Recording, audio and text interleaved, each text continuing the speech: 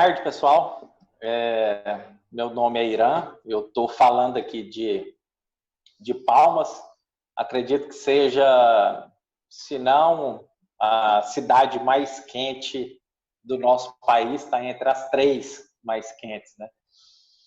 E bom demais estar aqui para poder compartilhar com vocês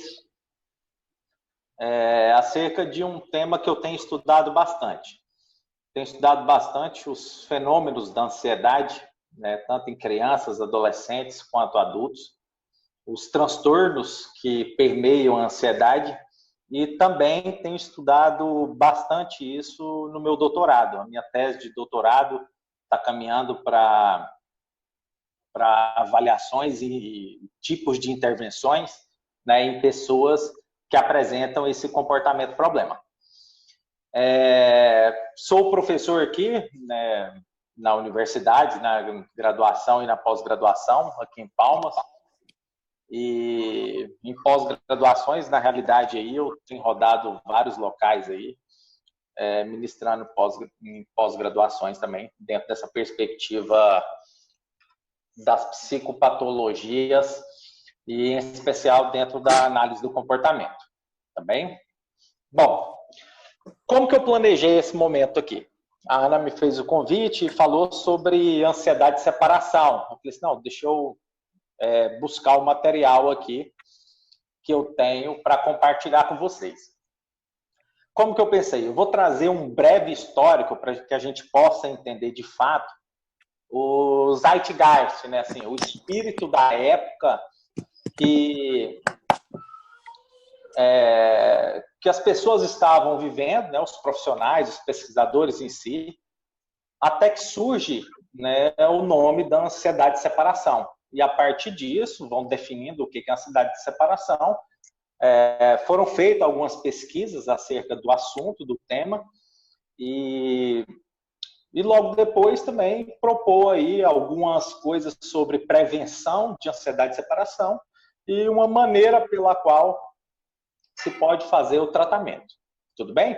Então, vou apresentar para vocês primeiro um breve histórico, o que é, né, e como prevenir, como tratar a ansiedade de separação. Tá? Bom, diante do histórico, vou falar primeiro da ansiedade, porque era o momento pela qual os pesquisadores, os estudiosos da época, eles estavam trabalhando em cima da ansiedade, não se falava em ansiedade infantil. E a primeira descrição de ansiedade, né, como uma disfunção ali de atividade mental, de um problema em si, ela é datada do século XIX, chamada Augustin. Em 1813, mais ou menos, ele descreve a ansiedade, aspectos emocionais e também por reações fisiológicas. Então, a primeira vez que se descreve ali sobre a ansiedade, né, por esse estudioso, por esse Augustin Jacob, ele já dá um tiro bem certeiro daquilo que vem a ser o que nós estudamos ansiedade até hoje. Já em 1844, um cara chamado Jean-Baptiste, né, ele relaciona a ansiedade com enfermidades, num livro que ele publica chamado A Medicina das Paixões. Já em 1850, foi descrito pela primeira vez por um cara chamado Otto Donrich, né, o que se denomina hoje o que a gente chama de transtorno do pânico. Em 1850 foram os primeiros escritos acerca de ansiedade como uma psicopatologia, nos termos no qual nós temos hoje, que é chamado de transtorno do pânico. Já na década de 1870, 1871, um outro cara chamado Jacob também, Jacob Mendes, ele relata novos casos de pânico. E quando ele começa a trabalhar com esses novos casos de pânico, por ver naqueles casos de pânico um problema de taquicardia muito frequente, muito intenso, ele dá o nome de síndrome do coração irritável. Então, ele começa a estudar vários casos, isso vem aparecendo bastante na época dele ali, do Jacob, em 1871, e ele cunha o termo de síndrome do coração irritado. Mas já em 1880, e mais ou menos 9 anos depois, um cara chamado Carl Westphal, ele descreve sintomas presentes em fobias específicas e de transtorno obsessivo compulsivo. Então, basicamente, aí, de 1813 até 1880, há muitas descrições de fenômenos de ansiedade que os pesquisadores, estudiosos, estavam encontrando. Somente nos trabalhos clínicos desenvolvidos na época pelo Freud, né, os transtornos de ansiedade começaram a ter uma classificação de forma ali mais sistemática. O Freud ele descreveu, né, de maneira bem objetiva quadros clínicos que causavam ali disfunções relacionadas com a ansiedade. E ele denominava, por exemplo, crise aguda de angústia. Crise aguda de angústia é o que nós temos hoje como nome de ataque de pânico. Ele também falava sobre neurose de angústia. É o que a gente tem hoje como transtorno do pânico. Outra perspectiva também que ele criou ali, ele chamava de expectativa ansiosa. É o que a gente chama hoje de transtorno de ansiedade generalizada, né? Só que a maneira pela qual Freud conduzia as coisas, houve uma necessidade de um avanço. Porque é o seguinte, em função do sistema que o Freud utilizava, no sistema de classificação psicanalítico, ser baseado apenas em pressupostos teóricos, não se sustentava ali por dados empíricos. E torna necessário simplesmente o envolvimento ali de novos modelos pautados mais no método empírico ali para a explicação dos fenômenos ansiosos, né? Aí apareceu um cara ali em 1856 até 1920, um cara chamado Emil Kraepelin. O Kraepelin ele dá início à criação de um sistema de classificação dos transtornos psicológicos. Só que de um ponto de vista biológico, de um ponto de vista, na perspectiva dele, orgânico, né? Análogo àquilo, bem semelhante àquilo que já tinha das doenças físicas. E o que se diferenciava, né, os transtornos psicológicos daquelas doenças físicas que já eram existentes, era simplesmente na questão da etiologia, da sintomatologia, da evolução do quadro e dos possíveis prognósticos. Tá? E aí, em 1948, o que a gente tem hoje como CID-10, né, na época, em 1948, a Classificação Internacional de Doenças, na época era o CID-6, publica pela OMS, pela Organização Mundial de Saúde, uma seção específica para transtornos mentais. Olha só que interessante. Só que a APA, Associação de Psiquiatria Americana, por julgar assim, de maneira insatisfatória a descrição ali do que o CID-6 trouxe acerca dos transtornos mentais, publica em 1952, de forma estritamente independente, o Manual Estatístico e Diagnóstico dos Transtornos Mentais. Então, foi uma briga de cachorro grande aí, o CID lançou o manual, a APA, Associação de Psiquiatria Americana, achou inadequado a forma como eles fizeram, falou assim, não, nós vamos fazer o próprio nosso. Aí que surge o DSM em 1952. E um marco para o estudo de ansiedade em crianças começou também lá com Freud, em 1909.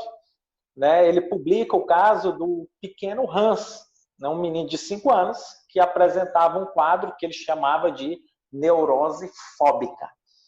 Mas já em 1920, teve aquele estudo maravilhoso, né, assim, do John Watson, que já vem na nossa área aí, que fez um experimento sobre medo condicionado no pequeno Albert, né, que ele tanto inseriu novos medos ali no pequeno Albert, e com a ajuda de seus assistentes também, trabalhar na perspectiva de retirada desse medo com aquilo que tinha sido desenvolvido por Joseph Bowlby, né, em 1906, 1909, mais ou menos a perspectiva da dessensibilização sistemática. Agora, uma intensificação, é importante a gente saber disso, porque o marco para o estudo, né, da ansiedade infantil, no caso, foi na intensificação. Principalmente quando se houve muito interesse, né, sobre a ansiedade infantil, foi na década de 40. Porque houve bastante, teve um elevado número de crianças órfãs,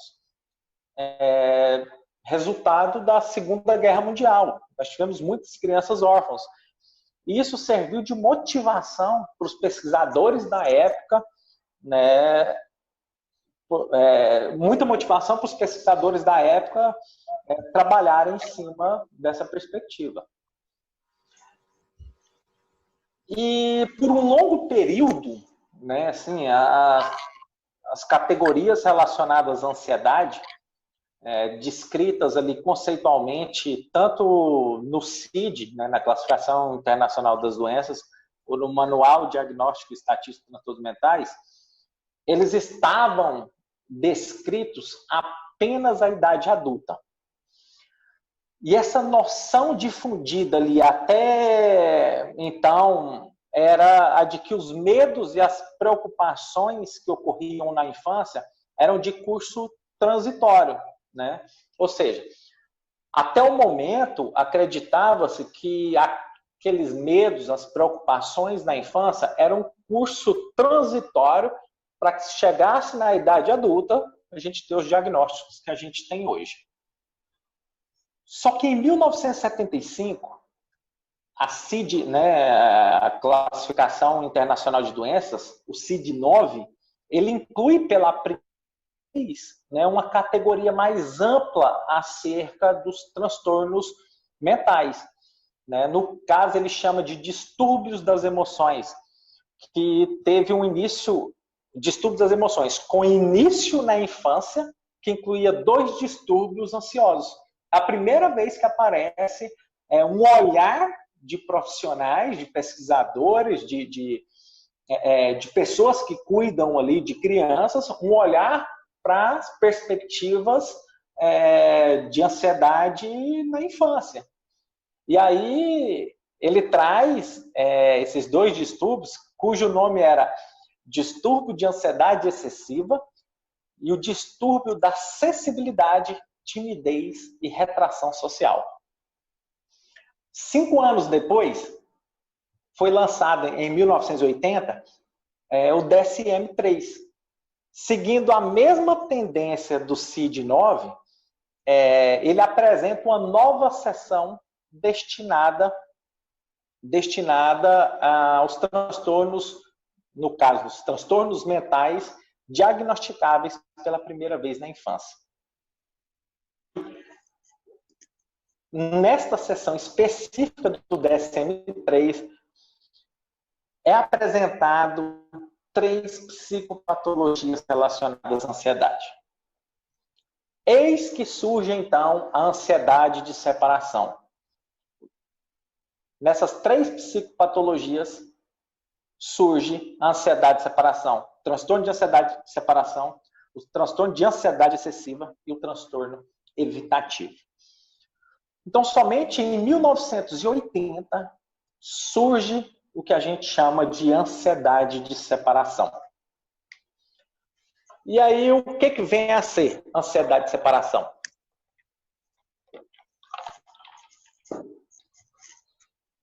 O transtorno de ansiedade de separação ele é caracterizado aí por uma experimentação de ansiedade excessiva em função do afastamento de casa ou de figuras que a criança possui algum vínculo, né, por figuras de vinculação ali, que permeiam afetivos.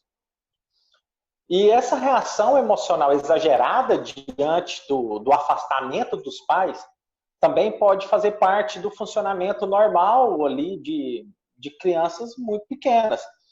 Só que é um padrão de comportamento frequentemente observado em crianças até a idade pré-escolar, devido à insegurança gerada ali pelos cuidadores, pela ausência dos cuidadores, né? Mas o transtorno de ansiedade de separação, ele vai se configurar como um transtorno quando se torna inadequado para o grau de desenvolvimento, ou quando interfere no funcionamento da vida diária do indivíduo. Quando se fala em transtorno específico, eu gosto muito de frisar esse momento, porque transtorno está inteiramente ligado com... Nós temos uma linha, é como se fosse aqui, ó, uma linha de normalidade, né, um padrão de normalidade das práticas culturais nossas. Uma linha de normalidade. Quando eu transtorno para cima, né, o excesso ou déficit, como excesso ou como déficit, eu estou tendo um transtorno. E aí é claro que a gente vai, né, na perspectiva que a gente estuda, ver a frequência com que isso ocorre, a intensidade com que isso ocorre e a duração dela. Quando eu tenho a frequência da situação, a frequência dos comportamentos emitidos, fora dos padrões de normalidade exercidos pelas práticas culturais que nós temos, eu vou ter, de fato, aí um transtorno. E é bom a gente frisar isso, que é um transtorno e não é uma doença, porque se a gente partir do princípio de doença, a gente cai lá na perspectiva do Emil Kraepelin, onde ele classificava tudo isso baseado naquilo que ele já tinha como doença. Então, doença está inteiramente ligado com o mau funcionamento do organismo, o mau funcionamento de um órgão específico. Né? Você tem um problema de pneumonia, você tem um mau funcionamento do pulmão. Se você tem uma meningite, você tem um problema bacteriano, a meningite por bactéria ou viral. Então, se você tem um transtorno, não. Você rompe um padrão de normas, de práticas culturais, no qual esse excesso, esse déficit, né, pela frequência, intensidade e duração, a gente tem um problema a se resolver. Tá? Nessa mesma perspectiva, ainda crianças e adolescentes que apresentam este quadro têm ali um medo irreal, né, de que algo prejudicial aconteça com eles ou com seus pais, né, quando os pais se afastam e de modo que não seja possível ali um reencontro. As preocupações mais frequentes com relação aos pais são que esses pais sofram algum ferimento grave, né, ou ou possam até mesmo morrer. A própria criança ou adolescente pode também temer ser sequestrado ou se perder ali dos seus pais. Só que essas preocupações, elas podem ocorrer tanto no estado de vigília como durante o sono. O Hélio Guilherme tem um artigo muito interessante, né, que não sei se o título é bem esse, mas ele fala análise comportamental dos sonhos, ou sonho numa perspectiva da análise do comportamento, alguma coisa nesse sentido. E quando a gente fala que essas preocupações, né, das crianças e dos adolescentes podem ocorrer tanto no estado de vigília como durante o sono, me remete muito a esse texto que foi publicado por ele, que ele fala que o sonho nada mais é do que o nosso modo de se comportar, porque você começa a pensar, a imaginar, a viver determinadas circunstâncias, e isso pode vir quando você está dormindo. genericamente falando, né? Que é mais profundo do que eu estou compartilhando aqui com vocês, tá? Algumas crianças também, ou adolescentes, no transtorno de ansiedade de separação, se queixam ali de uma saudade extrema quando estão longe de casa, podendo ali experimentar sintomas somáticos, né, nessa função do desconforto que é apresentado por eles. Dentre esses sintomas somáticos, os que são mais frequentes que são ditos, são descritos por eles, né, são verbalizados ali por eles, a dor de cabeça, a dor do estômago e náuseas. Esses são os sintomas somáticos mais verbalizados por eles. Esses sintomas são comuns tanto no momento de separação, ali no momento da separação, quanto de antecipação desse afastamento, que aí fica bem típico a questão da ansiedade. Quando você tem uma possibilidade ali de um aversivo, uma possibilidade de algo ruim, você começa a ter reações fisiológicas, muitas vezes violentas, no teu organismo. Tá bem? Bom,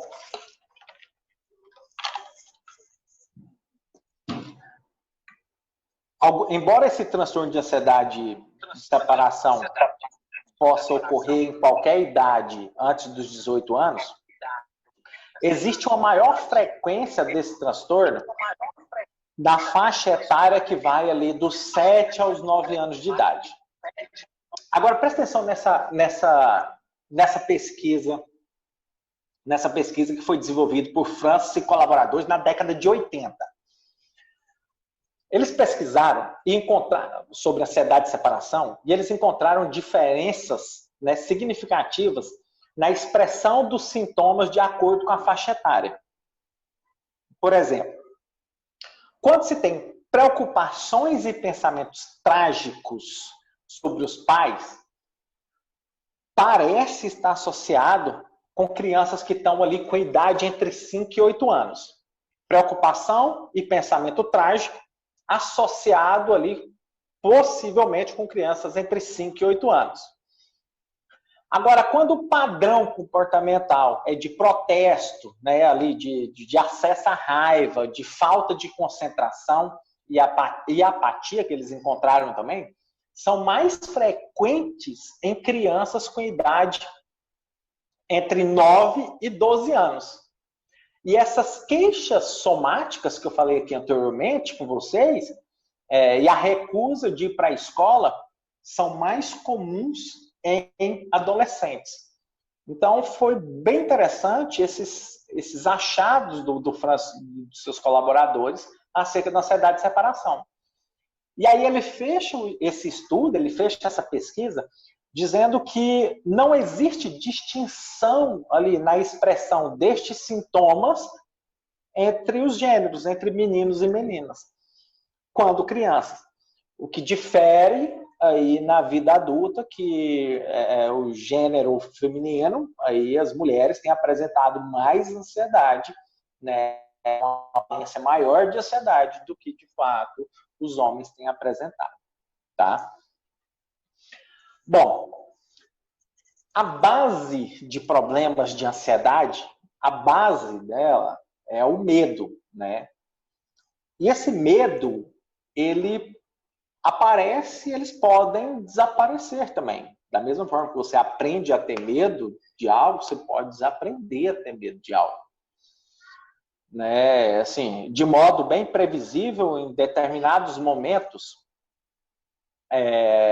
em determinadas alturas do desenvolvimento da criança, de acordo com as tarefas típicas, né, dessas etapas de desenvolvimento da criança, em vez de a gente olhar somente para uma perspectiva evolutiva, que a gente tinha medo, né, os nossos ancestrais tinham muitos medos, né, acredita que o nosso medo de cobra, por exemplo, é um medo muito grande, porque cobra era um dos predadores dos nossos ancestrais, né? A gente morria muito por por picada de cobra ou até mesmo por sufocamento com questões de cobra nos nossos ancestrais. E pesquisadores apontam que esse tipo de medo nos afeta bastante até hoje. O que é bastante peculiar a gente falar sobre isso, porque, por exemplo, a gente tem energia elétrica coisa de 50 anos para cá, né? 50, 40 anos. Tem cidade no Brasil que até hoje não possui energia elétrica, né? A energia que é da cidade é por geradores, né? Coloca lá, só tem 12 horas de energia na cidade, as outras 12 horas é sem energia. Então, assim, a energia é algo novo para a nossa sociedade. No entanto, que é raríssimo a oportunidade de você ver fobias relacionadas à eletricidade. Isso é um dado muito interessante. Alimentos que contêm grande concentração de calorias, por exemplo, é raríssima você encontrar fobias relacionadas a questões calóricas também, que os nossos alimentos calóricos vêm bem cedo também, né? É algo recente na nossa sociedade.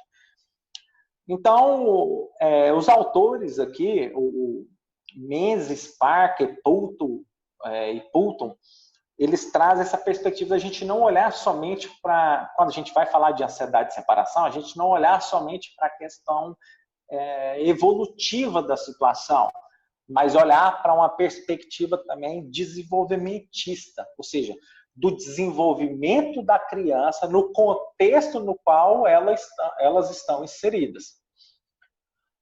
Por exemplo, eles trazem o exemplo do medo de altura, né? O medo de altura ele vai ter um início à medida que a criança começa a se locomover. À medida que ela começa a dar os primeiros passos, vai tomando as primeiras quedas, fica em cima de determinados, de uma cama, cai, né? Quem é pai aí que tá na audiência aí, possivelmente deixou o seu filho cair de algum lugar, de uma rede, de uma cama, de um sofá, de uma cadeira que colocou, de uma escada, enfim. Então, o curso do medo de altura está inteiramente ligado com a perspectiva do desenvolvimento da criança. E os autores trazem essa ideia que a gente não precisa olhar somente para as questões evolutivas do ser humano, mas sim para o desenvolvimento dessa criança no contexto no qual ela está inserida, né? O que foi um dado muito interessante. Agora, apesar dessas limitações que este medo impõe, né, em associação aí com a ansiedade de separação, é um fator protetor das ameaças apresentadas aí pelo afastamento desses genitores na fase inicial da vida. Agora, um estudo realizado também eu acredito que é assim, pelo Dunedin, ele fez um estudo longitudinal, onde ele pegou crianças dos 3 anos de idade até os 18 anos de idade. E ele mostrou que níveis elevados de medo na infância e na adolescência, o que ele fez? Ele pesquisou as crianças com 3 anos de idade e depois voltou e pesquisou as crianças com 18 anos de idade. E ele encontrou um dado muito interessante, bacana demais, pesquisa longitudinal. Ele mostrou que os níveis elevados de medo na infância foram preditos por menos quedas e ferimentos durante a infância e adolescência. E, ao contrário disso, a ausência de medo foi um fator de risco para acidentes pessoais. Ou seja, o que ele falou assim? Criança que caiu mais, que se feriu mais durante a infância e a adolescência, mostram pouco medo. Agora, crianças que caíram mais e que, de fato, tiveram mais quedas e mais ferimentos, também foi um fator de risco para acidente pessoal. Esse dado foi muito interessante nessa pesquisa longitudinal, né?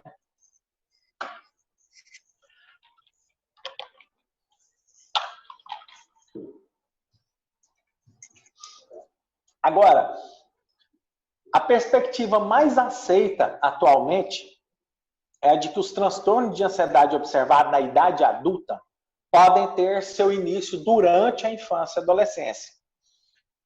Essa modificação, ela traz como principal vantagem o estudo de evolução do quadro clínico ali na primeira infância até a idade adulta, através dessas pesquisas longitudinais. E a ideia de que existe uma continuidade da presença de transtorno de ansiedade na infância, adolescência para a idade adulta, ela só não vai se observar nos transtornos de ansiedade de separação. Porque é o seguinte, a criança, ela apresenta transtorno de ansiedade de separação ali na infância e na adolescência. E você não vai observar isso na vida adulta. Porque pode acontecer dois processos distintos. O primeiro deles é a remissão dos sintomas. Por uma série de variáveis, os sintomas podem desaparecer. Né? A pessoa pode reaprender novas perspectivas, né? Pode ter novas aprendizagens, novas interações e, de fato, os sintomas desapareceram. Agora, a outra perspectiva que pode acontecer quando ela vem desse diagnóstico de ansiedade de separação para a vida adulta, a evolução, o que mais ocorre com a frequência maior é para o transtorno de ansiedade generalizada. Esse é o que ocorre com a frequência maior. Também pode ocorrer o transtorno do pânico, e para depressões. Né? Tem muitas comorbidades que também pode aparecer. Mas o que é mais frequente é que, quando tem esse curso da infância ali, a ansiedade de separação na infância, na adolescência, na hora que ele chega na fase adulta, possivelmente ele vai apresentar, as duas perspectivas. Ou remissão dos sintomas, né, pelas interações que ele está tendo, ou simplesmente vai apresentar o transtorno de ansiedade generalizada, que é o que mais ocorre, o transtorno do pânico, de fato, depressão. Bem? Possibilidades de tratamento. Tratamento para ansiedade, vou compartilhar aqui com vocês uma perspectiva primeiro de uma prevenção e depois o que mais se dá certo no tratamento que mais tem dado certo no tratamento de ansiedade, tá? É interessante que essa base da ansiedade ser o medo, né? Várias formas de você ter medo, várias formas de você apresentar esse medo, eles aparecem quando são úteis, ou seja, quando tem uma função específica, né? Como na ansiedade de separação, como também no medo de altura, na ansiedade social ou na evitação social, né? E eles desaparecem habitualmente quando essas tarefas estão suficientemente dominadas e deixam ali de constituir uma ameaça. Então, basicamente, quando você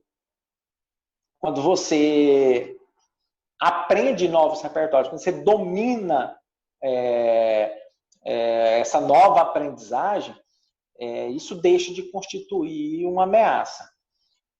Então, basicamente, há uma grande necessidade de você treinar novos repertórios para que a ausência desses pais, ou dos cuidadores, ou das pessoas de vinculação ali que possuem vínculo, deixe de ser uma ameaça. Né? Você pode fazer isso numa perspectiva de prevenção, ou simplesmente numa perspectiva interventiva. Como que a gente pode trabalhar uma perspectiva de prevenção? Olha, para ansiedade de separação. No Sara Kubitschek, num hospital que tem lá em Brasília, eles desenvolveram um livro chamado até Método Sara. Método Sara. Nossa, eu acho que eu tenho. Acho que ele está aqui.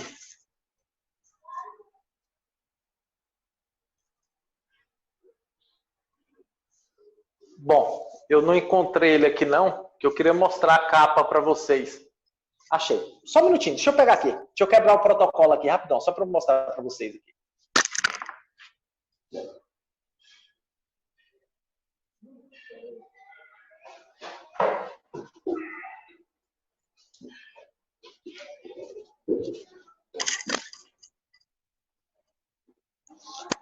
Nesse livro aqui, chamado Método Sara,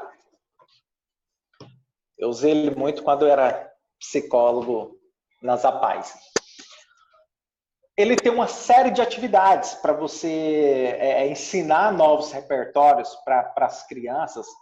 E nessa perspectiva de ansiedade e separação, ele tem o que ele chama lá as atividades de desenvolvimento cognitivo e neuropsicológico. E uma das questões para você prevenir até mesmo ansiedade de separação trabalhar com atividade de... Ele coloca... Eu fiz uns... Abre um parêntese aqui, abre um parêntese. Eu fiz uns slides, né? Na realidade, eu estou assim, bem cansado de fazer slide, porque eu já fiz tanto slide na minha vida e todo mês, basicamente, eu tenho que fazer slide para ministrar aula na faculdade. Então, eu fiz uns slides aqui, só para triar meu caminho, e eu coloquei as imagens, né, aqui do livro, né, do Método Sara. Eu vou encaminhar para a Ana e ela compartilha com vocês aí, tá bem? Basicamente aqui, ó, para que vocês possam ver. Então, essa parte aqui, você pode trabalhar numa perspectiva de prevenção. Do brincar de esconder e aparecer. Aquela brincadeira simples, né, que você fala assim, cadê? Achou? Cadê? Achou? Brincar de esconder e aparecer. Porque tem um objetivo muito simples isso, de propiciar situações para desenvolver noção de permanência do objeto, uma percepção antecipatória dos eventos cotidianos e acontecer também um sorriso social, né? Tem essa perspectiva, tem um objetivo específico. Outra coisa que você pode estar prevenindo, né, acerca da ansiedade de separação, que consta nesse livro aqui também, é esconder parte do objeto. Né? Você coloca o objeto escondido, mostrando só uma parte dele, e começa a provocar essa criança a encontrar esse objeto. Uma outra perspectiva é esconder um objeto de uma maneira que a criança possa saber onde ele vai aparecer. Né? Tem determinados lugares que você coloca algum objeto, que você cria situações que possibilitam ali a criança ali a fazer alguma inferência a partir da observação da ação que foi feita, né? Para favorecer o desenvolvimento de noção da permanência desse objeto. Então, basicamente, você pode prevenir a questão a questão de onde o brinquedo vai aparecer. Quando você faz essas perspectivas, você melhora a noção da criança de que aquilo que ela não está vendo pode, de fato, aparecer, pode, de fato, existir, né?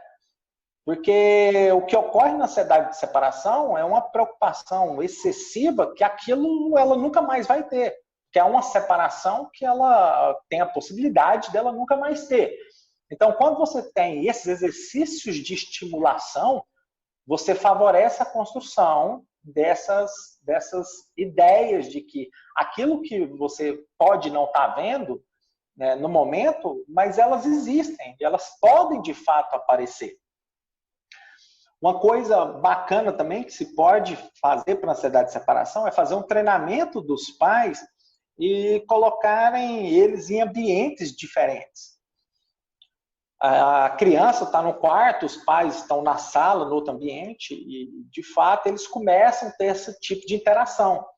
A criança sabe, assim, olha, eu não estou vendo, mas eu sei que existe, tá? Eu sei que existe. Eu sei que esse estímulo ele existe. E essa é uma noção mesmo de prevenção. Parece ser uma das melhores maneiras de prevenir a ansiedade de separação. Tá? Parece. Agora, um modelo, né, de intervenção dentro da perspectiva de problemas de ansiedade, tanto na infância quanto na adolescência e na vida adulta também, ele é composto, o que mais tem dado certo, é um modelo de intervenção composto por 3 fases específicas. Sendo que a primeira fase para o tratamento ali de problemas de ansiedade é uma fase educativa, no qual você vai dar informações acerca do propósito relacionado com o início, né, com a gênese do problema, com a manutenção, com o tratamento. E o que é enfatizado também é a necessidade de colaboração do cliente. Olha, é um trabalho de cooperação. Aqui, 50% vai depender de você, os outros 50% vai depender de mim. A gente vai construir novos repertórios de comportamento para você enfrentar isso de maneira mais adequada. Assim como deixar claro para todos eles que tem que ter um envolvimento familiar e até mesmo o envolvimento familiar de pessoas que são significativas ali para a criança e para o ambiente social que ela está inserida. Nessa fase, né, nessa fase educativa, é iniciado um procedimento também de automonitoração. Né? Tem vários diários de registro de comportamentos para monitorar os padrões comportamentais dessa criança. E o que é muito interessante a gente fazer nesse automonitoramento durante, no mínimo, 7 dias. Porque para você ter essa métrica, né, dos dias que de fato ocorre uma frequência maior, uma intensidade aí, ou a duração dos sintomas aí de ansiedade. Recentemente eu peguei um diário de registro de comportamento, aí, de comportamentos ansiosos, e o dia que a criança apresentava mais ansiedade era no domingo. E a hipótese que a gente levantou lá, junto com os pais dela, foi que, de fato, na segunda-feira era o dia que os pais saíam para trabalhar e ela ficava sozinha. Então, ele já antecipava, né, essa perspectiva de se sentir extremamente ansiosa. Tinha respostas mesmo violentas, fisiológicas, e náusea, e uma série de tremores, o coração acelerava, né, taquicardia, suava bastante a testa.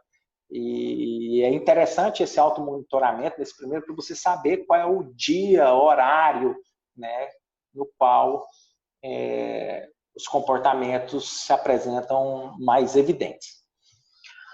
Já a segunda fase são ensinados repertórios que, no caso de excesso de ansiedade, tem como finalidade também ali tá eliminando os comportamentos de fuga, de evitação ou segurança, né, e provocar uma diminuição de respostas ansiosas. Ou seja, quando eu digo sobre provocar a diminuição de respostas ansiosas, eu estou dizendo nessa segunda fase de diminuir as reações fisiológicas, de amenizar aí a taquicardia, a sudorese, de melhorar o quadro de respiração, tanto da criança quanto do adolescente, de diminuir essas reações violentas fisiológicas que eles têm, tá? Então, basicamente, eu tenho uma fase de educação onde eu explico tudo, onde eu vou mensurar o padrão comportamental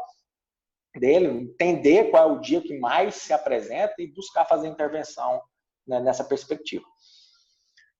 E outra situação interessante nessa segunda fase é que a gente chama de habituação, né? Nós temos lá, né, dos respondentes lá, habituação e potencialização do reflexo. Eu tenho um grupo de pesquisa numa das universidades que eu trabalho, que a gente trabalha com os ratos no labirinto em cruz elevado, para medir respostas ansiogênicas. O que é muito interessante é que o rato, quando ele é colocado nesse ambiente novo, nessa situação nova, que é um labirinto em cruz elevado, na hora que coloca ele, a gente filma todos os padrões comportamentais emitidos por ele nesse labirinto em cruz. Só que esse animal, só que essas pesquisas, ela tem validade apenas, essas filmagens, apenas por 5 minutos. Por que 5 minutos?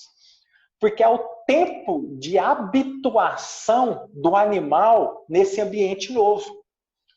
Então, por 5 minutos, ele tem reações fisiológicas, né, ou seja, as reações fisiológicas da ansiedade da natureza do animal, que é o arrepio, né, dos pelos, não explorar os braços que estão abertos, ele fica no local mais fechado, mais escondido, defeca, urina. Então, esses são os padrões,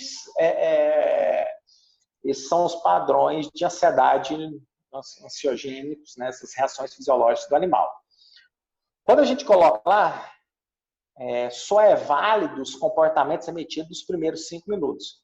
Passou dos 5 minutos, na hora que chega ali 6, 7 minutos, ele já começa a explorar os braços abertos, porque foi o tempo de habituação do animal. Nessa segunda fase, quando a gente começa a trabalhar com crianças, adolescentes e adultos para um tratamento da ansiedade, para diminuir essas reações fisiológicas, uma das possibilidades que nós temos é o que a gente chama de habituação, que a gente pode trabalhar. Crianças que têm medo de palhaço, por exemplo, a courofobia, quando você coloca ela, né, você vai fazendo a exposição gradual ali, na questão sistemática, né, na exposição gradual, na dessensibilização sistemática, na hora que você coloca ela de frente, o palhaço, tende ela ainda ter reações fisiológicas nos primeiros 5 minutos. Depois de 5 minutos, o organismo tenta habituar. Tem um vídeo no YouTube, chama Courofobia, até editado por um colega meu, pelo Felipe Epaminondas, pelo Felipe Frog, né? Tá lá, Felipe Frog. Ele colocou a legenda no vídeo e coloca uma pessoa lá de frente ao palhaço. E ela tem reações violentas nos primeiros 5 minutos. E o terapeuta começa a pedir número, né? Me dá um número, por favor. O primeiro número que ela dá é altíssimo, é 90, né? Me dá um número de 0 a 100. Ela dá um número muito alto. E aí, à medida que vai passando o tempo, vai chegando próximo ali dos 5 minutos, que é esse tempo de habituação para uma questão ansiogênica, ela vai diminuindo a quantidade, o valor dos números.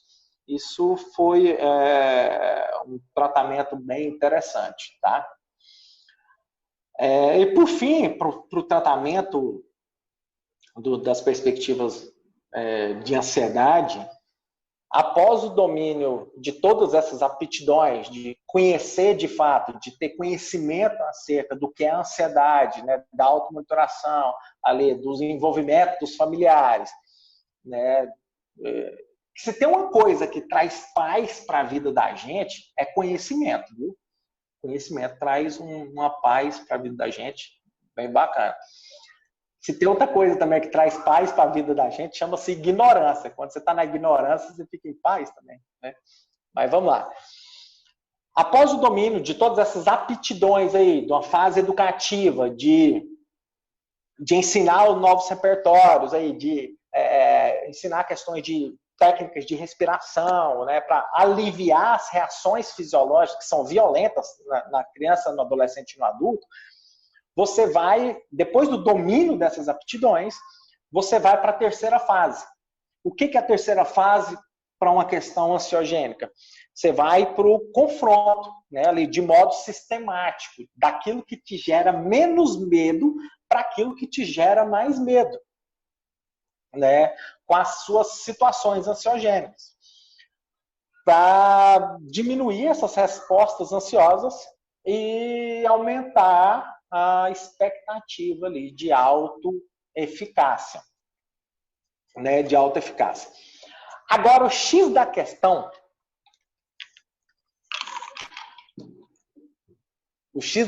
que eu vou revelar aqui para vocês, está nessa terceira fase. Porque existe, possivelmente, alguns de vocês já devem saber isso, existe o controle de comportamentos por reforço positivo. Porém, existe o controle dos sentimentos por reforço positivo também. Porque, basicamente, a gente pode ter técnicas poderosas que modificam comportamentos. Não basta a gente, por exemplo, olhar somente na aplicação de técnicas. O Todorov, peraí, abre um parêntese aí. Fico indo do lado. Calma. Abre um parêntese. O Todorov, uma vez, ele falou, ele foi meu professor lá no mestrado, ele falou uma coisa muito interessante. Depois de um tempo, ele até publicou isso nas redes sociais dele, eu não lembro qual foi, mas ele falou um negócio que me marcou. Ele falou assim, uma técnica mal administrada é a mesma coisa que um remédio tomado de maneira inadequada. E esse negócio ficou me martelando, sabe? Assim, nossa, mas que interessante, né? Porque a técnica ela tem um efeito poderoso. Só que eu vim entender isso depois. Porque você não aplica a técnica pela técnica. Você não vai aplicar a técnica somente para ter um padrão de comportamento forte, um padrão de comportamento organizado. Você não aplica a técnica pela técnica.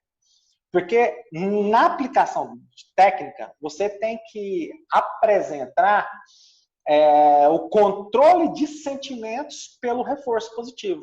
Você tem que levar em consideração o valor gratificante, o valor afetivo do reforço na hora que você está aplicando a técnica. Por exemplo,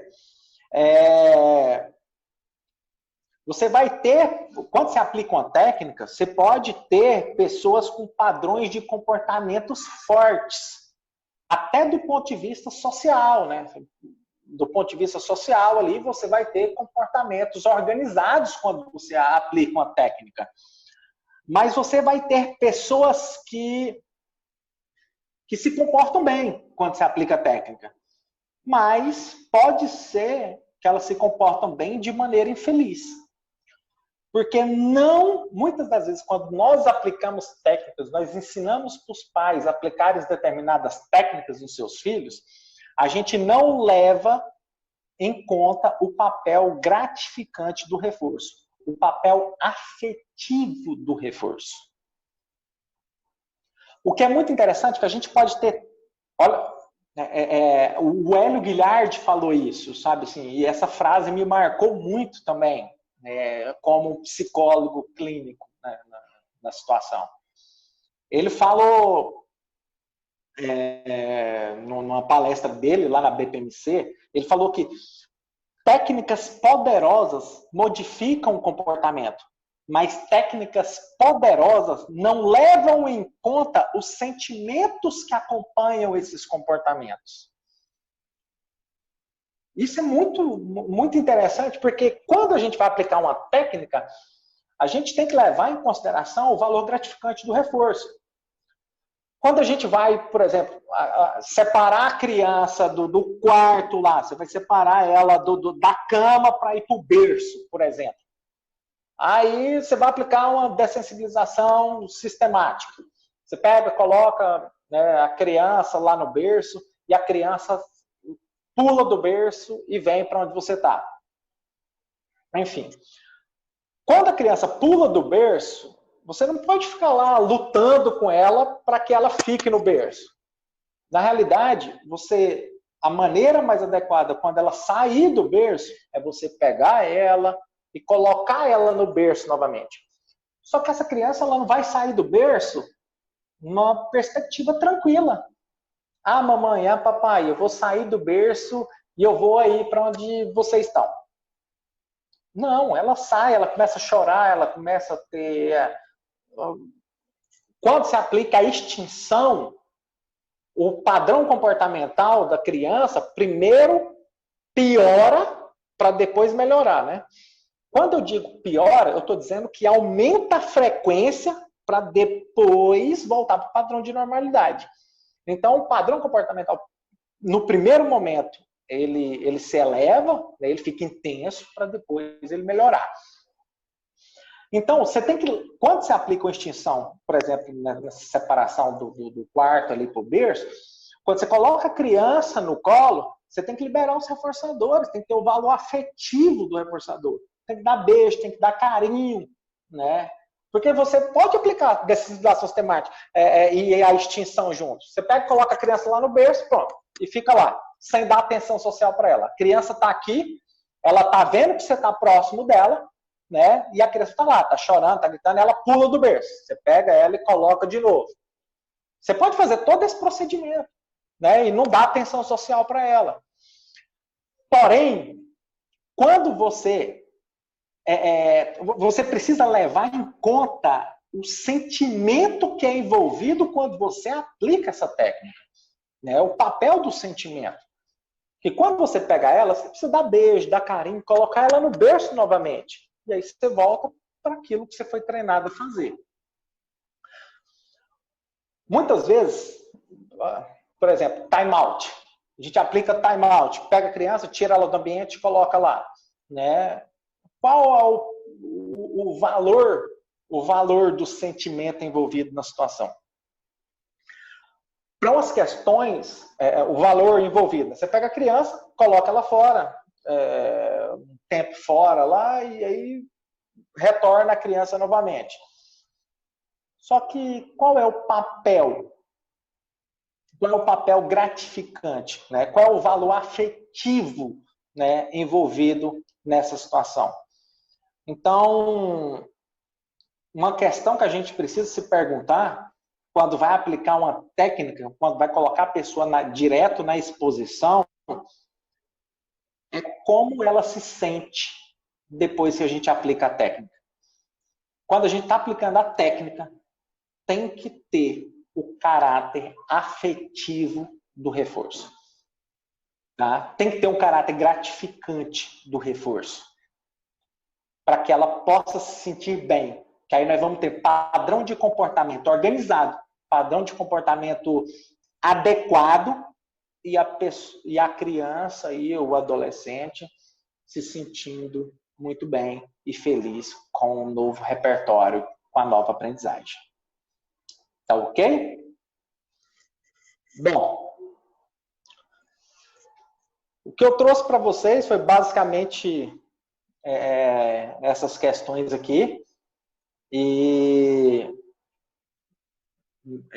vamos abrir aí, se alguém tiver alguma pergunta, alguma coisa para perguntar aí, tanto no processo histórico, as pesquisas, quanto as possibilidades de tratamento, prevenção, pode ficar bem à vontade, tá?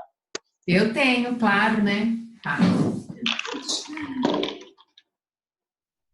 Que estranho, Ana, a gente ficar falando sozinho assim, né? Então, pois é, por isso que eu Tô gosto sempre aprendendo. do celular, do computador, porque eu vejo todo mundo, entendeu? No celular É, você dá pra ver, então é estranho falar, mesmo. falar com máquina deixa a gente ansioso. Falar sozinho assim. É estranho mesmo, também não gosto. Eu tenho duas questões. Uma é sobre essa parte final que você trouxe, mas daí antes de eu fazer essa questão da parte final, tem uma outra que eu tenho observado e quero ver o que você consegue apontar para mim dessa natureza. Sempre, todo começo de ano, eu sou convidada para ministrar uma palestra para as crianças que estão entrando pela primeira vez na escola. Então, a escola me convida para fazer uma palestra sobre adaptação escolar. Tem até um outro nome que eles têm utilizado. E uma das coisas que eu instruo, os alunos da mentoria que estão aí recebem a palestra pronta até para eles ministrarem também. Mas uma das coisas que eu instruo as famílias é que já comecem essa dessensibilização sistemática, levando a criança na escola, passando na frente, conversando sobre a escola, mostrando como vai ser. E muitas crianças, às vezes, convivem com a mãe o dia inteiro, não tem babá, nada, então é a mãe que vai ficar com a criança e, de repente, vai para a escola um ambiente sem a figura de afeto ali, sem aquela figura da segurança. Então, eu tenho instruído já, olha, então começa já a deixar a criança uma meia horinha com alguém, com uma funcionária, ou só com o pai, Perfeito, você sai e volta. E daí você vai fazendo as aproximações sucessivas. E aí, perfeito. quando eu passo todas as orientações, até a escola dá feedback, falando, nossa, Ana, as famílias que assistem à palestra, elas já vêm de uma forma diferente e as crianças têm mais facilidade para se adaptar.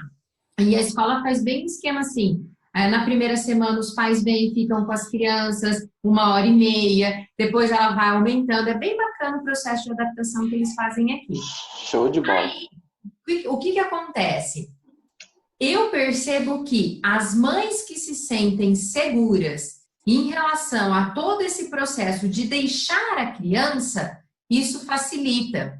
Então, não sei se você já tem alguma coisa relacionada a isso, mas eu percebo que quando a mãe, principalmente a mãe, tá? Que é a figura de mais afeto com a maioria das crianças, quando a mãe tá bem, tá se sentindo segura em relação a deixar a criança na escola, deixar a criança com outro cuidador, a criança sente isso também. Então, acho que é um fato extremamente importante até para apontar nas intervenções que a gente vai fazer. Qual é a segurança da mãe ao deixar a criança? Nossa, é boa demais a sua pergunta, até me dá a oportunidade de falar. Tem uns pesquisadores portugueses, de Portugal mesmo, português sem ser de Portugal, né? Enfim, que eles fizeram uma pesquisa relacionada à ansiedade de separação materna. E qual foi a conclusão que eles chegaram? Que as mães, quando apresentam esse comportamento problema, quando eu falo sobre comportamento problema, está inteiramente ligado com o transtorno, frequência, intensidade, duração, tá? Quando elas apresentam essa ansiedade de separação materna, isso está inteiramente ligado com os problemas de habilidades sociais dos filhos.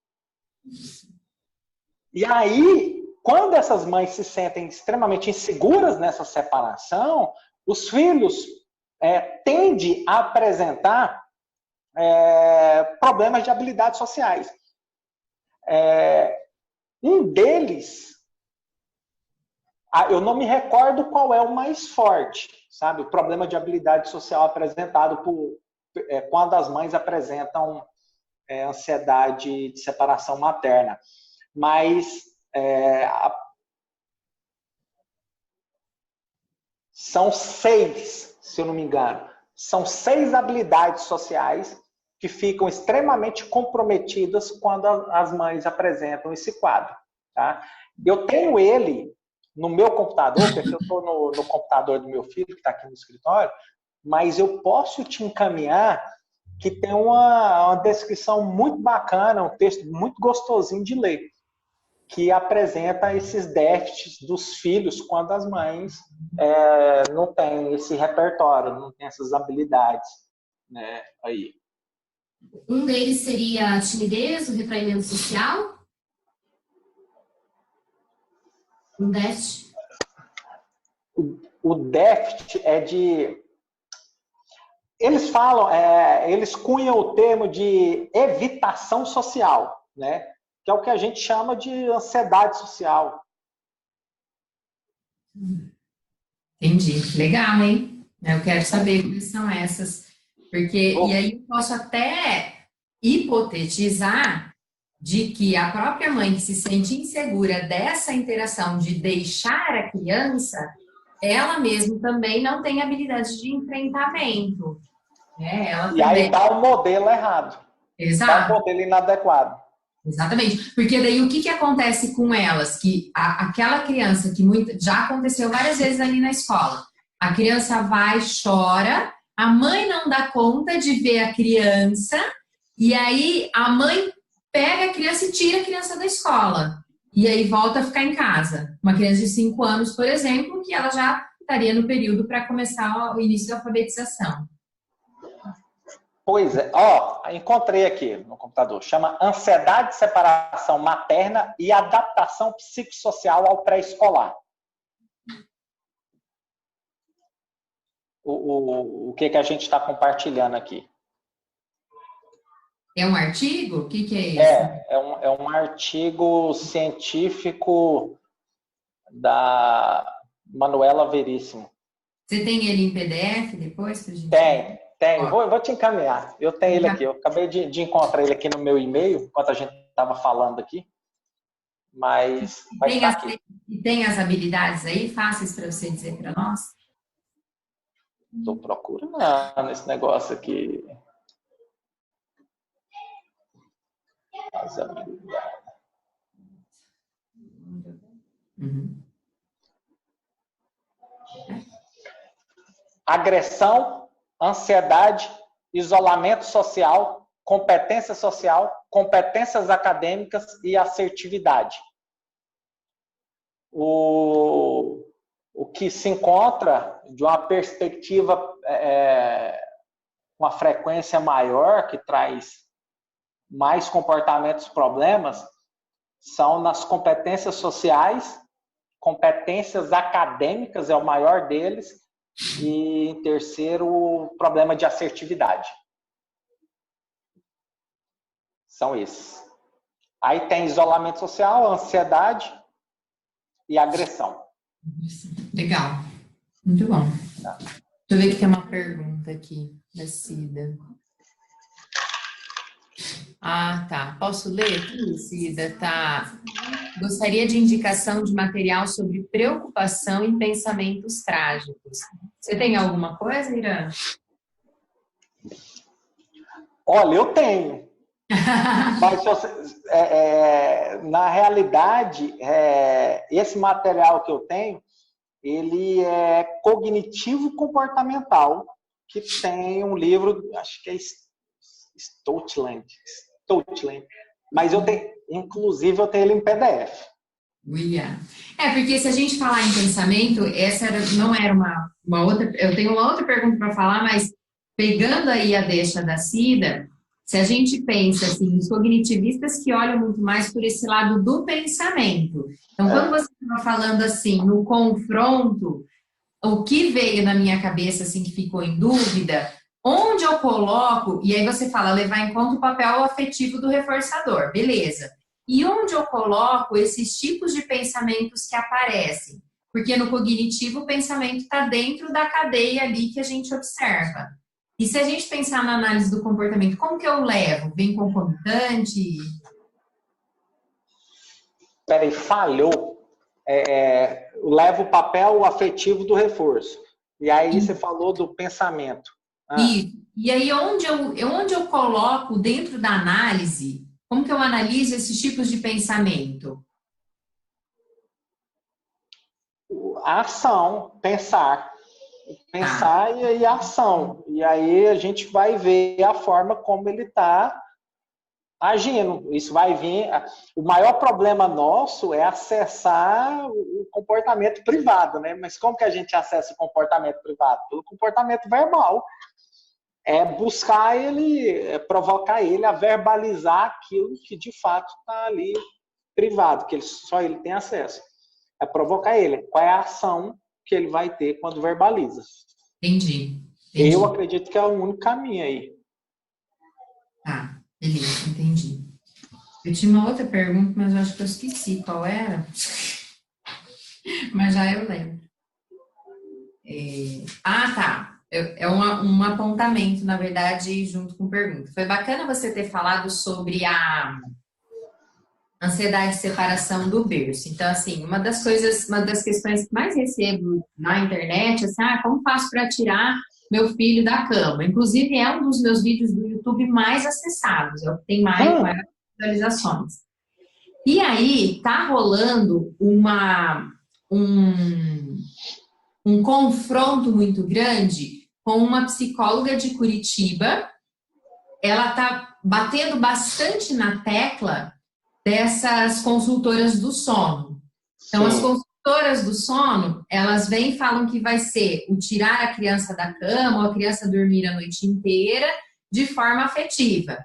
E depois as mães relatam lá, ela está fazendo, sei lá o que ela quer fazer, um abaixo-assinado, não sei o que ela quer fazer, qual é o intuito dela. Mas as mães têm relatado histórias e, assim, eu particularmente tenho até ficado horrorizada. E aí chega no processo de extinção, a gente sabe o que acontece no processo de extinção, a criança vai chorar até dormir. Mas aí, essa psicóloga de Curitiba, inclusive, ela bate dizendo assim, a que custo e a que preço que essa criança vai pagar por chorar até dormir? E aí a concepção dela, ela se diz analista do comportamento, mas aí a concepção dela é que, então, faça a cama compartilhada, fique com a criança ali. Ela parte do pressuposto de que é comportamento da espécie. Se você olhar como mamífero, gato, cachorro, dorme todo mundo, paçocar, tudo junto. E culturalmente que foi inserindo que se tirasse isso. Então, ela é contra esses procedimentos que se tire. Ela coloca muito a criança como agente, e aí eu particularmente tenho as minhas ressalvas em a criança deter o poder de escolha, né? Eu acho que vai por outro lado, mas depois a gente pode entrar nessa outra discussão em outro momento, que não cabe aqui. Mas ela tem questionado isso, e aí eu fico pensando, até que ponto, então, que a hora que eu deixo a criança na cama, e aí eu trago a criança e dou afeto e carinho, como que eu distingo isso se eu não vou estar reforçando o comportamento dela a chorar? Até que ponto? Isso para mim ficou um pouco confuso. Como que eu posso fazer essa distinção? Que eu estou dando o valor reforçador do meu contato, e até que ponto isso não vai fazer com que ela chore da próxima vez, ela me queira mais e vai acordar mais vezes à noite. Quando a criança ela sai do berço e ela vem, ela sai do berço, ela pula do berço e vai para o outro ambiente, né, onde você se encontra. Se ela está chorando bastante, você tem duas opções. Você pega ela no colo e torna a levar ela para o berço, e ela chorando, você aplica a técnica de forma fria, a técnica pela técnica, porém, você tem outra opção também. Você pode pegar a criança, já que ela veio até você pode colocar ela no colo e levar ela para o berço, dando beijo e carinho, mas colocando ela no berço. Basicamente, mandando uma mensagem assim eu penso. Mandando a seguinte mensagem: olha, eu estou importando a maneira como você está sentindo, eu estou vendo tudo isso, mas você precisa desenvolver essa habilidade, você precisa desenvolver esse repertório. Às vezes é muito difícil fazer a separação de padrões comportamentais. Às vezes as coisas vão acontecer de maneira concomitante, né? de maneira junta mesmo. Né? Tem um vídeo da Super Nanny dos Estados Unidos. Jodie Frost, Frost? Jodie Frost, acho que é. Bom, que exatamente ela aplica a técnica de maneira extremamente adequada, né? Assim, levando em conta o caráter reforçador, o caráter afetivo da aplicação da técnica. Ela ensina isso a uma mãe que está tendo um problema muito... Está muito difícil a relação dela com o filho. E aí, ela coloca o filho, né, no berço e o filho fica pulando o tempo inteiro, pulando do berço e vai até onde ela está. Só que ela pega o filho e coloca no berço novamente. E o filho fica saindo do berço. O que acontece? Na hora que ela pega o filho no colo, a Judy Frost lá fala para ela assim, ó, dá beijo, dá carinho, né? Dá um abraço nele forte e coloca de novo no berço. E coloca ele no berço. Quando coloca ele no berço, você vê, tem como você fazer o grau comparativo. Quando você aplicou a técnica sem dar o caráter afetivo e quando você aplica a técnica dando o caráter afetivo. O padrão de aceitação da criança foi muito maior e melhor quando teve o caráter afetivo. Isso fica nítido no vídeo. Porém, essa criança, ela chora muito. Teve em média de 25 minutos o choro dessa criança, né, durante a noite ali, ensinando ensinando esse novo repertório para a criança. De tal maneira, né, nesse vídeo, que ela não consegue, a mãe começa a chorar. Aí a terapeuta entra e senta do lado dela e pega na mão dela e fala assim, a gente está junto, tá? E para fazer, de fato, a intervenção ali de maneira adequada. Agora, te falar, assim, até onde vai reforçar o choro da criança, quando ela está chorando, você coloca ela no colo, se isso vai reforçar mais ou menos o choro, de fato, eu não sei te falar. Eu sei te falar assim, que o resultado, quando a gente faz isso foi um procedimento até utilizado por nós aqui em casa também, né? Que o resultado, quando a gente usa o caráter afetivo, né, da extinção, no caso aí, foi muito mais vantajoso do que não utilizar ele. Agora, assim, ó, você falou dessas pessoas do sono, né? Consultoras do sono, não é isso? Eu tive em São Luís, dando aula na pós-graduação, acho que no mês passado, no final do mês passado. E quando eu fui falar sobre essas questões também, me veio o pessoal, lá tem uma pessoa muito famosa em São Luís que faz essa consultoria do sono. Mas, ao que tudo indica, se tem mais problemas do que, de fato, uma resolução. Eu não conheço, aqui não é da nossa cultura ter consultoras do sono por aqui. Nós não temos esse profissional aqui na nossa cultura, aqui no nosso estado. Se tem, é muito escondido, a gente não ouve falar. Mas que, de fato, a gente... E isso não ser feito por um psicólogo, eu acho isso muito, muito difícil. Muito complicado mesmo. E até mesmo a gente tem todo um zelo, que a gente está falando aqui, né? Todo um zelo em tratar a coisa, e vem alguém e vai fazendo da maneira como está fazendo. Há uma grande possibilidade de dar errado. Peraí, Lília, na verdade isso a gente está vendo em todas as áreas, né, Irã, se for ver. Sim. Até mesmo na orientação de pais, eu falo para as minhas alunas da mentoria, eu falei, gente, tem... né, mãe blogueira que está se dispondo a fazer isso, e a gente tem que tomar cuidado. Se essas pessoas estão fazendo é porque a gente também precisa aprender mais, entender, ir lá na base para também orientar melhor essas famílias. Eu acho que é isso que está acontecendo com essas consultoras do sono, na verdade, porque elas vão fazer o que elas acabam fazendo, aquilo que vai dando brecha, né? Mas eu concordo, eu acho... por isso que essa é a movimentação dessa psicóloga de Curitiba. Porque os relatos são exatamente esses. Deixa chorando, fecha a porta e vai dormir. E aí ela questiona e começa a entrar o desamparo. E entra em questão de desamparo aprendido da criança. Nossa, bom, é isso que eu ia compartilhar contigo. Porque acontece lá o que sim me estudou, desamparo e aprendido. Aí a criança se debate tanto lá, chora. Quando ela vê que não tem mais possibilidade, para que ela vai reagir? Exato. Lilian?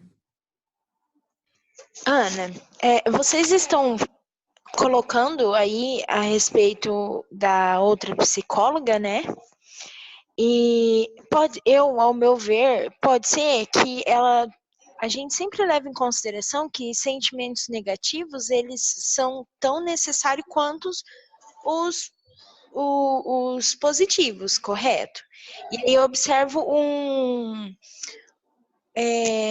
uma rejeição em ver a criança sofrendo, no caso, entre aspas, né?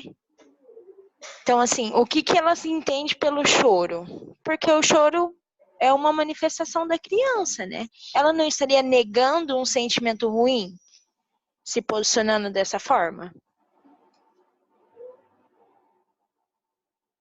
Como assim? Mas não entendi. Negando um sentimento ruim para a criança não chorar?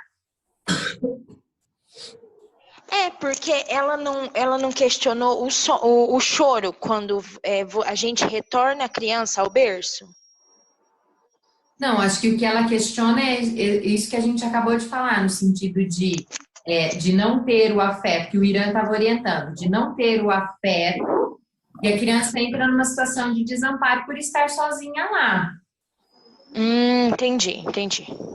Se a gente olhar que o choro da criança é uma forma dela demonstrar o desconforto e a forma como ela se comunica, então eu não vou só não fazer com que... Eu acho que eu estou conseguindo entender a sua pergunta. Não fazer só com que o choro não apareça. Porque você está dizendo, não, mas o choro é bom, ela está demonstrando desconforto.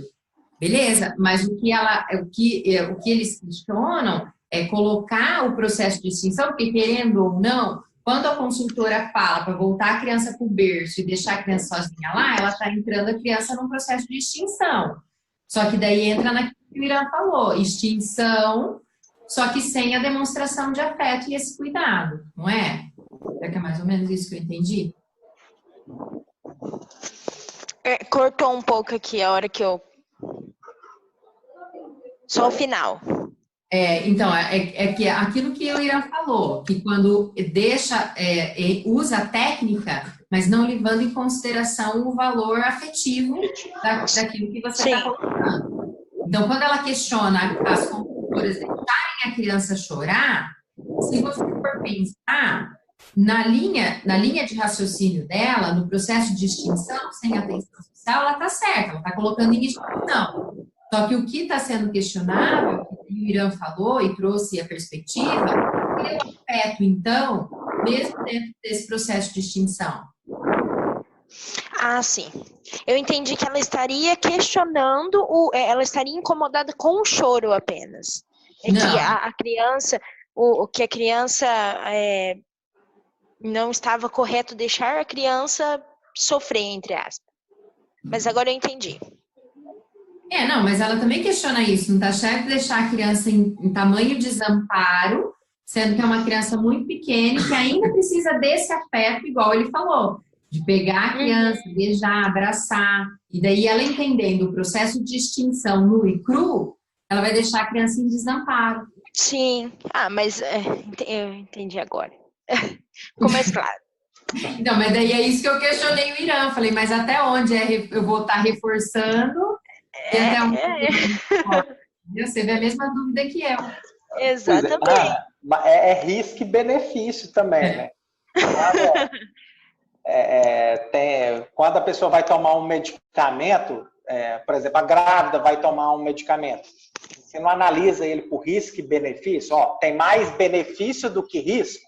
Assim eu penso quando a gente vai aplicar uma técnica, né? Assim, quando tem essa perspectiva aí. Se tem mais benefício do que risco, cara, aplica. Eu acho interessante que assim, a gente fez um recorte, né? mas levar em consideração ou essa relação de uma forma em geral, né? Pode ser que esses pais tenham uma relação legal e que nesse momento é necessário fazer isso. E assim, a criança ela vai considerar outros pontos também, da forma com que esses pais levam, né? Uhum. Vai, mas olha só, Lilian, uma perspectiva. Daí a gente volta na retomada, por exemplo, do exemplo das crianças que começam a sofrer por ansiedade de separação no domingo à noite. E aí, por que essa criança acorda de madrugada? E pega o que o Irã falou lá logo no comecinho, que pode acontecer durante o sono e a vigília. Então, eu posso considerar que a criança sozinha lá no quarto dela, durante o sono e a vigília, ela acorda, porque ela pode estar sofrendo ali da ansiedade de separação, porque ela não tem o pai e a mãe perto. Ela acorda e não vê ninguém, tá tudo escuro. Essa hora da gente entrar com os afetivos. Exato. Gente. Tem uma pergunta aqui. Ui, peraí. Ô, Tati, você quer falar? Seria legal se você pudesse falar. Vou fechar meu áudio e deixar só o do Irã aberto. Posso falar sim? Vocês estão me ouvindo? Eu tô, muito bem. Então, eu tenho uma filha de 1 ano e ela dormiu assim, entre aspas, né? Os 3 primeiros meses só no meu colo. E eu não dormia, porque ela acordava de 2 em 2 horas, 3 em 3 horas para mamar, e às vezes queria brincar de madrugada. Eu estava muito mal e estava começando a fazer mal para a nossa relação, porque eu passava o dia inteiro com ela e não dava conta de cuidar. Meus pais moram longe, eu não tenho uma rede de apoio grande aqui onde eu moro. Então, estava muito difícil. E aí, sem conseguir pensar nada, considerando que eu era psicóloga, eu contratei o serviço de uma consultora de sono, e que eu vi que o trabalho dela era compatível com coisas que eu acreditava. E a proposta dela, além de alterar algumas coisas de estimulação do próprio ambiente, por exemplo, tira a mobile do berço, a gente vai tirar, sei lá, se tiver coisa luminosa no quarto, é para tirar, é escuro total. A instrução, o treino que a gente fez com a bebê, né, era assim, identificar os primeiros sinais de sono dela, e aí a gente tinha que ter um monitoramento legal disso, né, então, sei lá, bocejou, no segundo bocejo a gente tinha que estar começando a preparar ela para dormir. Ou então ficar com o olho vidrado, a gente tinha que estar bem atento aos sinais. Ela deu o sinal, a gente ia levar para dormir, e o levar para dormir significava falar uma frase, se despedir dela, dar um abraço, um beijo, colocar ela no berço. Nas primeiras vezes ela chorava muito, a gente chegou a ficar fazendo esse ritual por 2 horas no primeiro dia, entre põe no berço, chora, a gente tentava acalmar ela dentro do berço, passando a mão, fazendo carinho, dizendo que a gente estava lá, fazendo aquele barulho, como ela era novinha, né, 5, 6 meses, que acalma o bebê. Não funcionava, a gente tentava mais ou menos uns 3 a 5 minutos, a gente pegava ela no colo, acalmava no colo, acalmou no colo, volta pro berço. Chorou, tenta acalmar no berço, não acalmou, vem pro colo, fazia carinho, mesmo processo. Ficou assim por um bom tempo.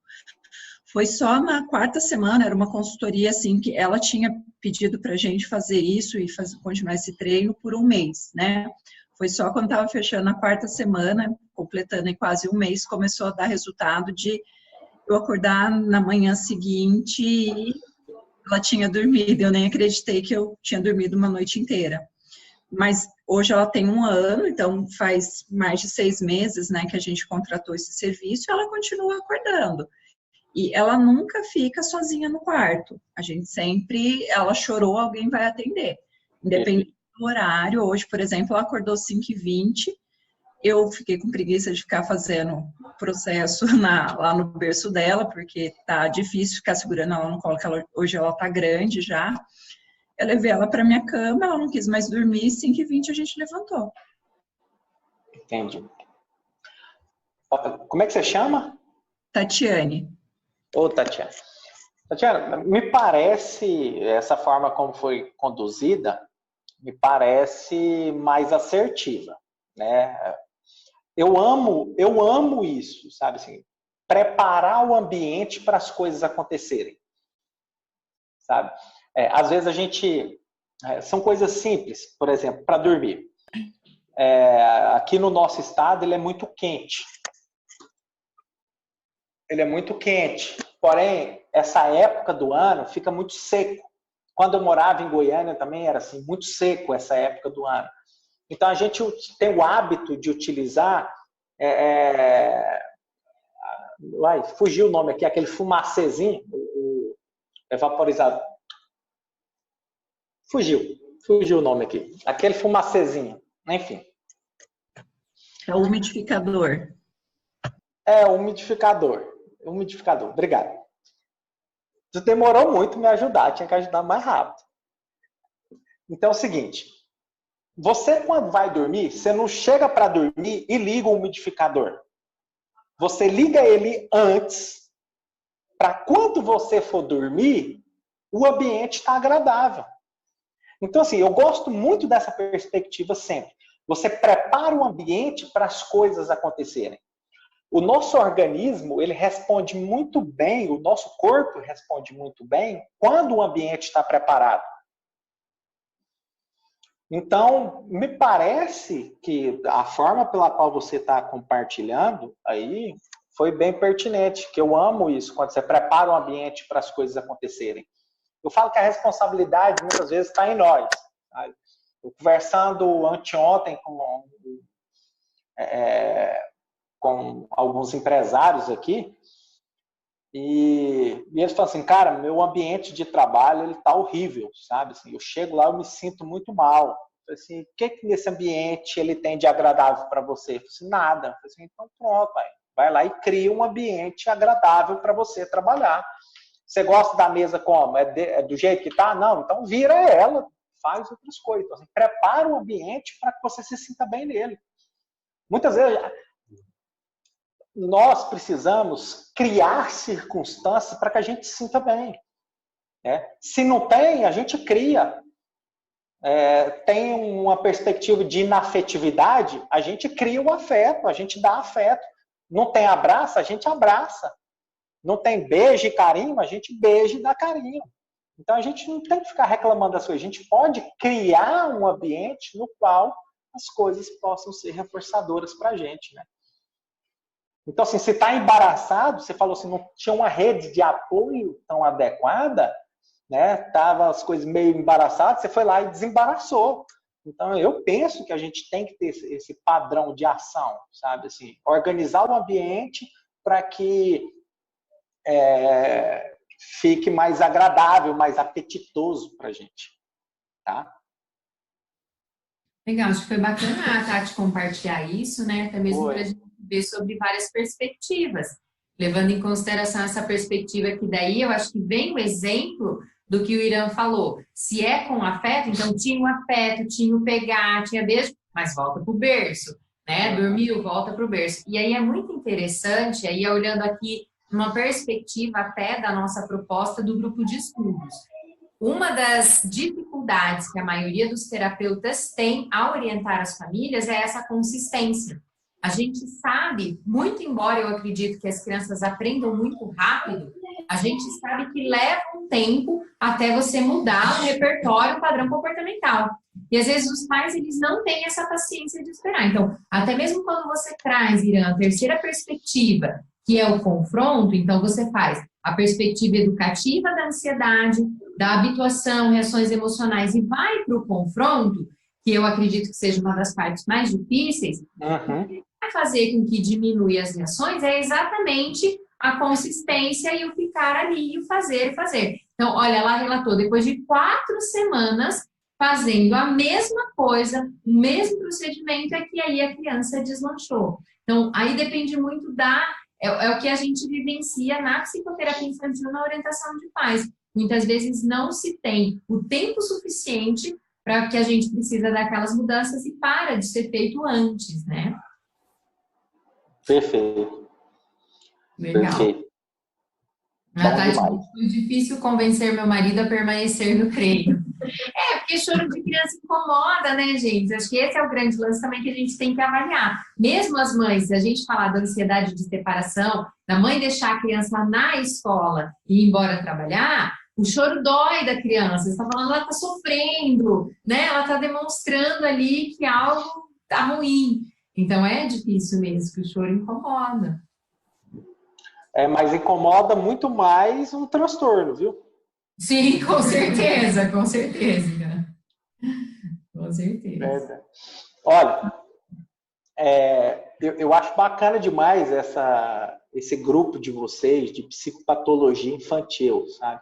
Vocês têm uma grande oportunidade de mudar a história das coisas, principalmente trabalhando com prevenção, né?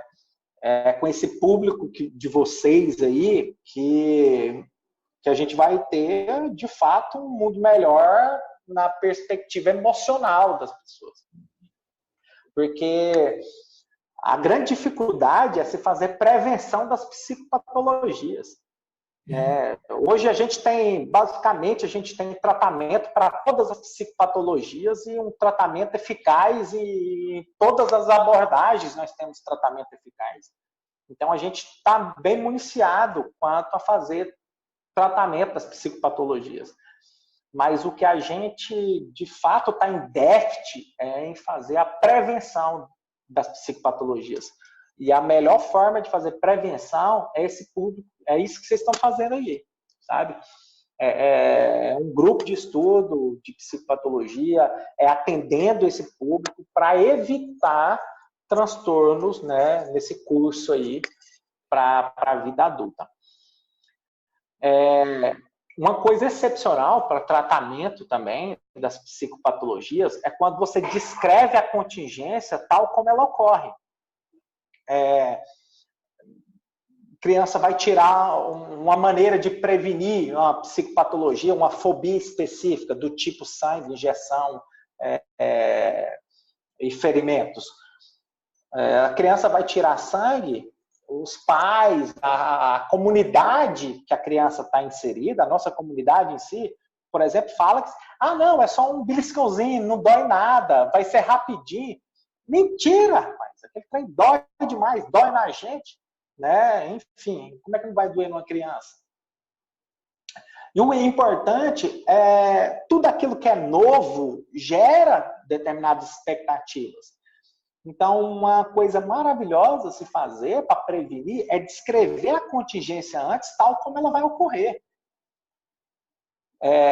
Para tirar sangue, você vai descrever, você, olha, a gente vai chegar em tal lugar, né, o prédio é tal, a gente vai subir no elevador, tá no segundo andar, na hora que a gente chegar lá, nós vamos para a fila tal, vamos pegar uma senha, vamos fazer um cadastro, a gente vai entrar, vamos ter uma sala, você vai sentar numa cadeira, baixa o braço da cadeira, você vai ficar... parece que você vai ficar preso na cadeira, mas você não vai, a cadeira tem a possibilidade de você sair, vão esticar, vai colocar uma liga no seu braço, né? Vai ver a sua veia, aí vai pegar uma agulha, vai colocar, vai tirar o sangue seu, você vai ter a oportunidade de ver seu sangue, a cor que ele tal, vai tirar, enfim, descrever todo o ambiente no qual vai ocorrer. Isso alivia demais a ansiedade das crianças, né? Quando você descreve todas essas contingências. E de tal maneira que não fica tão mais novo. A circunstância gera as expectativas, gera aquele padrão de ansiedade, quando ela tem a possibilidade de encontrar algo que é aversivo, né? Ok? Legal, eu acho que isso é uma das coisas que a gente sempre também ensina em clínica, dar previsibilidade para a criança. Quando você dá previsibilidade, você diminui a ansiedade, no sentido de que sabe o que vai acontecer, né? Está se preparando, preparando o terreno. Perfeito. Gostei do nome, previsibilidade. Previsibilidade. Muito ensinado para as crianças. Bom demais. Gente, temos 10 minutinhos. Alguém tem mais alguma questão aí? Aproveitem, hein? Ó.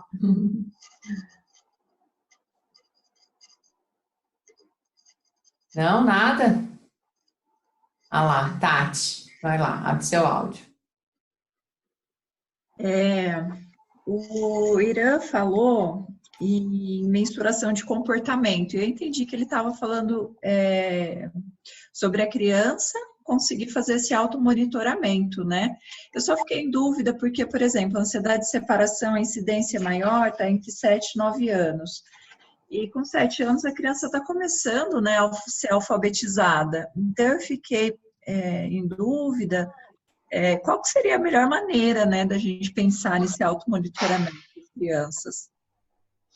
Não, na realidade, são os pais, o cuidador, a babá em si ali, o avó, enfim, quem está cuidando da criança que vai fazer o registro da frequência de comportamentos.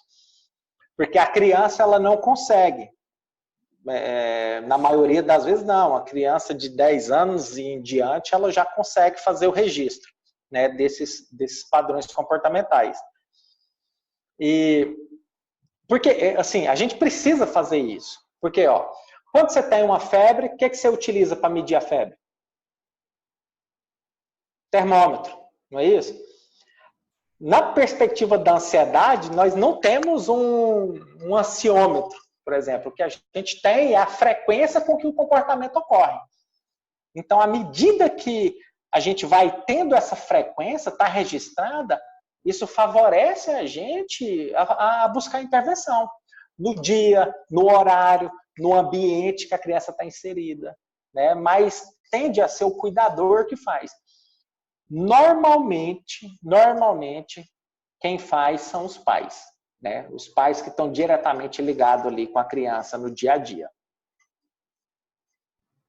Perfeito, obrigada, Irene. Eu fiquei em dúvida, mas acho que eu que entendi errado mesmo. Obrigada. Não, tá, tranquilo. Mais alguém, gente?